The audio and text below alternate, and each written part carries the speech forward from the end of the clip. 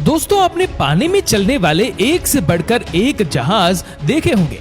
ये शायद इतना बड़ा होता है कि पूरे का पूरा शहर उनमें समा जाए। और कुछ जहाज तो इतने बड़े और खूबसूरत होते हैं कि उनसे नजरें हटाना भी मुश्किल हो जाता है।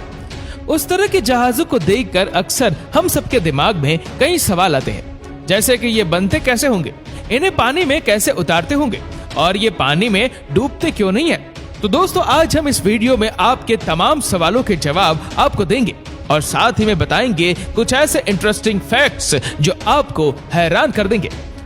दोस्तों, इन बड़े बड़े जहाजों के साइज और डिजाइन देखकर कोई भी ये बात बड़ी आसानी से समझ सकता है कि करीब 1 लाख टन से भी ज्यादा वजनी इन विशाल जहाजों को बनाना जरा सा भी आसान काम नहीं है। इन्हें बनाने में हजारों वर्कर्स की मेहनत लगती है और एक जहाज को बनाने में लगभग 2 से 3 साल का वक्त लगता है। अब अगर बात करें उसकी मेकिंग प्रोसेस के बारे में, तो सबसे पहला सवाल तो यही बनता है कि इतने बड़े जहाज को कहां पर बनाते होंगे, क्योंकि समंदर में से तो दूर बनाया जाए तो फिर इतने बड़े जहाज को समंदर में ट्रांसपोर्ट करना काफी खर्चीला और दिक्कत भरा काम होता है। ऐसे में इसे समंदर के पास ही बनाया जाता है। इसके लिए सबसे पहले किनारे पर जहाज से बड़ा एक स्पेस भी बनाया जाता है। फिर उसका सारा पानी निकालकर जमीन को ठोस बनाया जाता है। इसके बाद छोटे छोटे ब्लॉक की मदद से शिप का बेस तैयार किया जाता है, जिसके ऊपर खड़ा किया जाता है कई मंजिला शानदार जहाज। बता दें कि जहाज का ये बेस हार्ड स्टील से तैयार किया जाता है। वैसे तो पूरा जहाज ही स्टील से भरा हुआ होता है, लेकिन बेस का मटेरियल ऊपर के मटेरियल से थोड़ा हैवी होता है। स्टील मेटल यूज करने की एक वजह यह भी है कि समुद्र के खारे पानी से लोहे या किसी और मटेरियल के खराब और कमजोर होने की संभावना रहती है, जो कि बेस पर यह सब कुछ डिपेंड करता है। तो पहले स्टील की मोटी चादरों से बेस बनाया जाता है और फिर उसके ऊपर स्टील की रॉड्स को वेल्ड किया जाता है।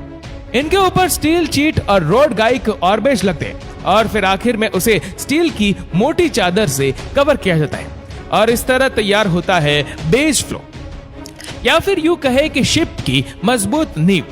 इसके बाद स्टील शीट की मदद से जहाज की दीवारें, कमरे, गैलरी, लॉबी जैसे स्पेस का बेसिक स्ट्रक्चर तैयार किया जाता है। शिप का पूरा ढांचा तैयार होने के बाद शुरू होता है जहाज के अंदर का काम। शिप के अंदर स्टील की सेलिंग बनाकर छत तैयार की जाती है। पूरे जहाज के अंदर बिजली की सप्लाई की वायरिंग की जाती है। लकड़ी और शीशे की मदद से जहाज के कमरों को तैयार किया जाता है। यार यूं कहे कि बेसिक डिजाइन के बाद काम शुरू होता है जहाज को आलीशान और खूबसूरत बनाने का। यहाँ आम आदमी की जरूरत के हिसाब से हर जरूरी चीज मौजूद होती है। शिप को बनाने में लग्जरी का पूरा ख्याल रखा जाता है। साथ ही शिप के इंजीनियर आपकी सेफ्टी का भी पूरा ख्याल रखते हुए इसे बनाते हैं। शिप का इंटीरियर इतना खूबसूरत होता है कि हर कोई देखता ही रह जाए। शिप के अंदर शानदार bedroom, bathroom, kitchen, store room, gallery, lobby, pool, gym, casino, hospital, यहाँ तक कि शॉपिंग कॉम्प्लेक्स इतने दिलकश होते हैं कि आय हाय देखने वाली पहली ही नजर में उसके दीवाने हो जाए। कुल मिलाकर एक आलीशान क्रूज में वो सब चीज बनाई जाती है जो आपको किसी खूबसूरत शहर में ही मिलेगी। तभी तो लोग इन्हें पानी में चलने वाला आलीशान और खूबसूरत शहर भी बोलते हैं। जब ये शानदार क्रूज बनकर तैयार हो जाता है तो उसके वेंटिलेशन के लिए शीशे का बड़ा सा जाल तैयार किया जाता है, जो शिप से बाहर तैयार होता है और बाद में उसे बड़ी क्रेन की मदद से जहाज पर फिट किया जाता है। उसके बाद जहाज में इंजन और ब्रॉन्ज पॉपुलर लगाया जाता है। ये प्रोपेलर जितनी तेजी से घूमेगा, शिप उतना ही तेज चलेगा, इसीलिए शिप में एक से ज्यादा पॉपुलर लगाया जाता है। उसके बाद जहाज की बॉडी को जंग रोधक केमिकल लगाया जाता है ताकि समुद्र के खारे पानी से जहाज को भी जंग ना लगे। और फिर जहाज को पेंट करने के बाद टेस्टिंग के लिए पानी में उतारा जाता है। टेस्टिंग के बाद सामने आई कमियों को दूर करने के बाद उस पर लोगो बनाया जाता है और इस तरह एक शिप बनकर तैयार हो जाती है।